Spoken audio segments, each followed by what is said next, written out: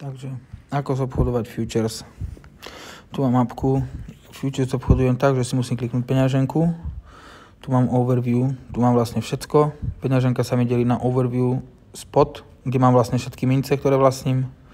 Margin, to je, že idete cez páku, ale je to celkom zložité, to nedoporučujem. Priamo by som išiel na futures. Alebo je tu P2P, že si to môžete medzi ľuďmi poslať, že si dáš transfer, poslať, scan a už proste cez QR kód si pošlete niečo. No, potom tu máte earn, že si tu proste to môžete hodiť ako depozit. Hej, ja som si tu hodil 2 mince za nejakých 400 alebo 500 eur, to má cenu 528 a vlastne mi to dáva nejaký profitík. Hej, to tam mám iba tak uložené, takú zábezpeku. Mám tu ešte aj pool, no to do toho nebudem teraz. Môžete si vlastne peniaze poslať priamo na vašu kartu. Hej, že si to tu vlastne dáte transfer a prehodíte si sem, čo potrebujete. A tu si môžete vybrať napríklad, že euro, hej, by som dal transfer. Vyberiem si euro. Vy, keď dáte depozit, keď si dáte vašu peňaženku, overview a dáte depozit, tu si vyberete krypto alebo cash. Vy keď si vyberete euro, tak máte rôzne, hej, máte tu priamo kartou, alebo proste SEPA transfer za 0 fees. Dáte si napríklad kartou, to vám príde hneď. Vyberete si kartu, boom, vložíte, za sekundu to tam máte. Potom sa vám to objaví automaticky v spote. Ako to máte v tom spote, napríklad tu mám teraz euro, tak dajme tomu, že chcem obchodovať futures. Futures sa obchoduje buď dvomi spôsobmi. Buď tam mám nejakú mincu, alebo tam mám dolar. Hej, tuto hore si prepínam. Dolar, minca, dolar, minca, dolar. Osobne doporučujem dolar. Cez dolar to obchodovať na začiatku, je to jednoduchšie. Takže si kliknem na spot, tu mám eura. Kliknem si na tie eurá a zobchodujem si ich. Samozrejme si ich musím pozamieňať, hej, takže si ich zobchodujem voči tomu dolaru. Keď mám euro, tak chcem to euro predať, takže musím dať sell 100%, takže predávam 82 euro, predávam a z toho mi ostane v peňaženke, keď sa vrátim, mi tu ostane $100, hej, tu mám $100, tu zase môžem ten dolár zobchodovať voči niečomu inému. No, takže keď už to mám tu, v tom spote, idem na futures, musíte tam prejsť takým základným testom, otvoríte si futures, dáte transfer, lebo vy si na to separátne odložíte peniaze, keby vám ten obchod nevyšiel, aby vám to proste nestiahlo celý účet. Takže idem zo spotu, lebo na spote mám doláre, hej, a idem do toho futures peňaženky, tu si vyberiete nejakú mincu, môžete toho obchodovať týmito tromi, takže ja si vyberiem tento dolár, vložím si tu tých $100, automaticky sa mi to presunie do tej separátnej oddelenej peňaženky, takže už tam nemám teraz 150, už tam mám 259. No, už jak to mám v tej peňaženke, kliknem si vpravo dole na futures, hej, a už si vyberiem nejakú menu, ktorú si chcem zobchodovať.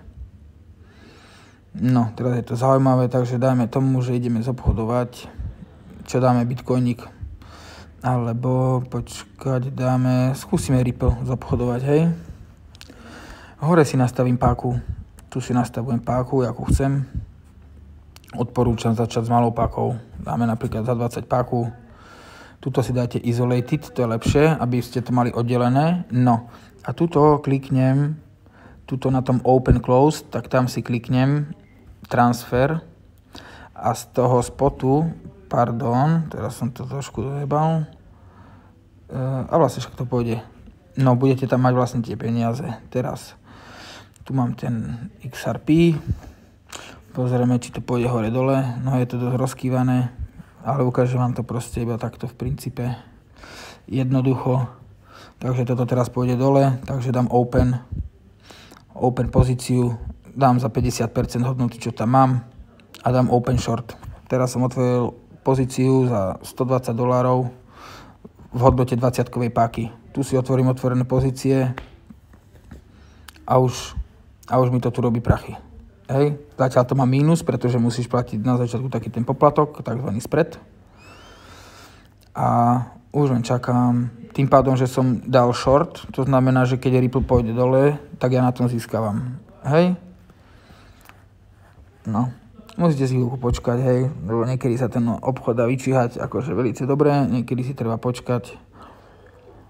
Takže ja počkám, kým by to padlo aspoň trošku dole na to 0,58 alebo 0,56 a tam už by som to predal. Samozrejme, že je možné, že to zase pôjde hore, hej.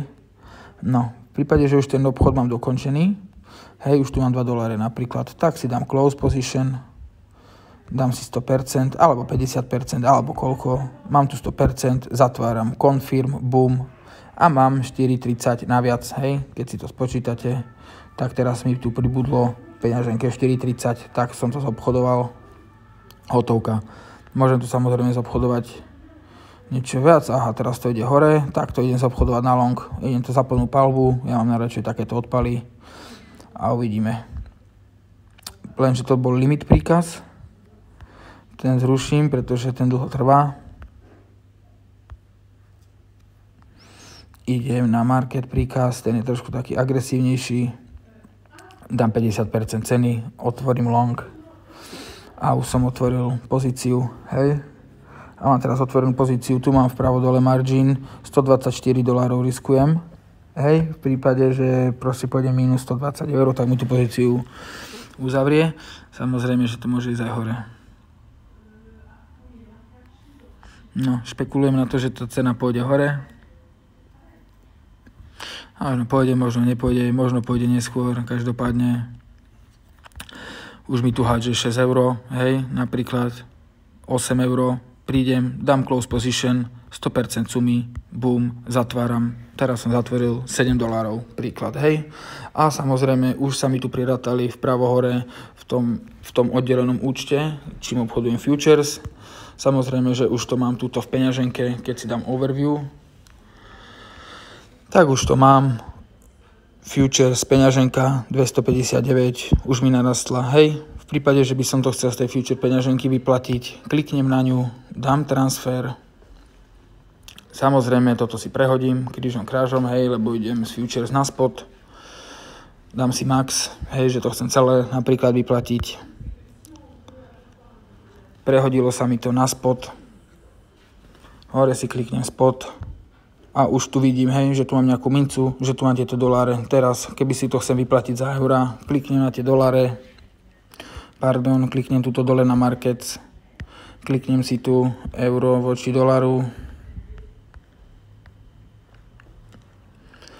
Tým pádom, že mám vlastne doláre, takže chcem nakupovať, takže dám buy, chcem nakupovať, hej, keby som mal eurá chcel zameniť za doláre, tak dám sell. Boom, hej, samozrejme dám iba napríklad 25% z tej hodnoty, čo tam momentálne mám, takže dám buy euro a už mám na účte momentálne teraz tu na spote 53 €, hej. No samozrejme, že to mám všetko tu započítané. Kliknem spot, mám tu eura, že to chcem vybrať, dobre, window, i dávam, že to idem vybrať, nechcem vybrať doláre, chcem vybrať cash, kliknem na euro, a už si vyberiem spôsob, akým to chcem vyplatiť. SEPA transfer alebo Visa kartou. Boom. Tu si dám max 53 €.